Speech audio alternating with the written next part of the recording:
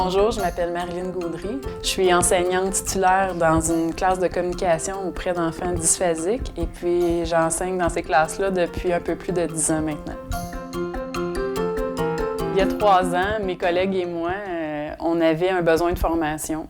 On enseignait depuis un petit bout de temps et puis on se rendait compte que d'enseigner à des élèves dysphasiques, c'était tout un défi. On avait tendance à enseigner, on avait enseigné le programme régulier des mathématiques, du français et tout ça.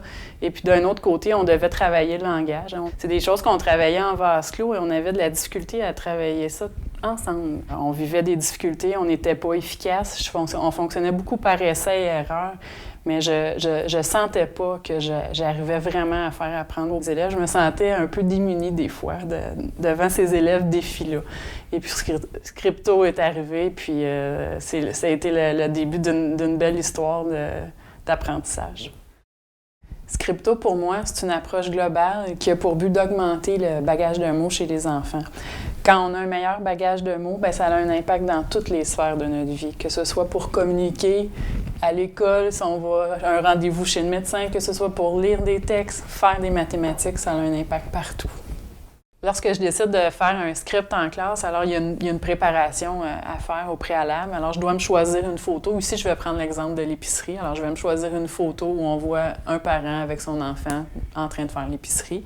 Et puis à partir de cette photo-là, je vais me faire une banque de mots avec des objets. Ça va être la nourriture, le chariot, la caisse enregistreuse. Il va y avoir aussi des verbes que je vais utiliser qui vont avec l'épicerie. Alors ça peut être de choisir, ça peut être de mettre, ça peut être de pousser le chariot. Je vais avoir préparé des adjectifs qui vont me servir à faire des phrases avec ces mots-là puis à décrire ce que je vois sur la photo. La façon qu'on procède, c'est que moi, j'ai un TBI en classe, alors j'ai un énorme ordinateur. Alors, je projette la photo là, sur mon TBI et puis les enfants sont assis à leur place et à tour de rôle, ils vont venir me pointer ce qu'ils voient, ils vont venir me nommer ce qu'ils voient et puis c'est là qu'on construit la banque de mots. On en a préparé une bonne partie, mais souvent, on a des belles surprises. Les enfants vont nous faire des ajouts aussi durant le script, là.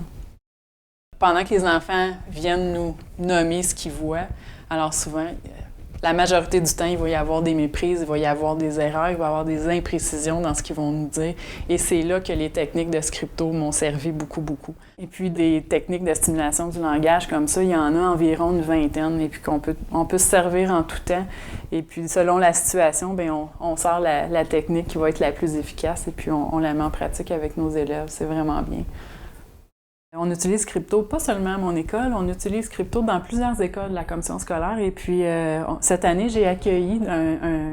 on a accueilli des élèves qui venaient d'une autre école, qui avaient vécu Scripto dans leur classe.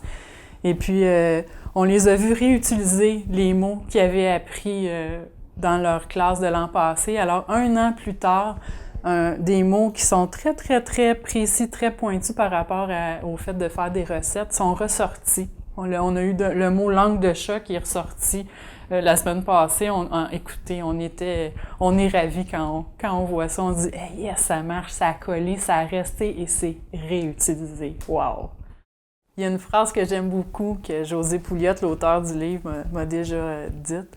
C'est que les élèves ne viennent pas à l'école pour nous montrer ce qu'ils savent. Ils viennent à l'école pour apprendre. Et à partir du moment où on a vraiment intégré ce principe-là, on arrive à faire apprendre nos élèves, on les prend où est-ce qu'ils sont et on les accepte avec ce qu'ils sont. Et puis ce que ça a fait dans mon école, c'est qu'on est un petit groupe d'enseignants qui appliquent Scripto en classe et ça a vraiment dynamisé notre enseignement. Depuis qu'on utilise Scripto, on travaille beaucoup plus en équipe. On va s'observer l'une l'autre, on se donne du feedback. Il y en a une qui a commencé un script dans sa classe et puis elle dit « Bon, mais oublie pas, fais attention à tel mot, tu peux faire ce type d'ajout-là, tu peux faire ce style de commentaire-là. » Alors ça a créé vraiment une belle communauté d'apprentissage, en fait. Oui. Voilà. Alors, c'est aussi simple que ça. C'est toutes sortes de petites choses comme ça de la vie de classe qui est prétexte à utiliser nos techniques de stimulation du langage.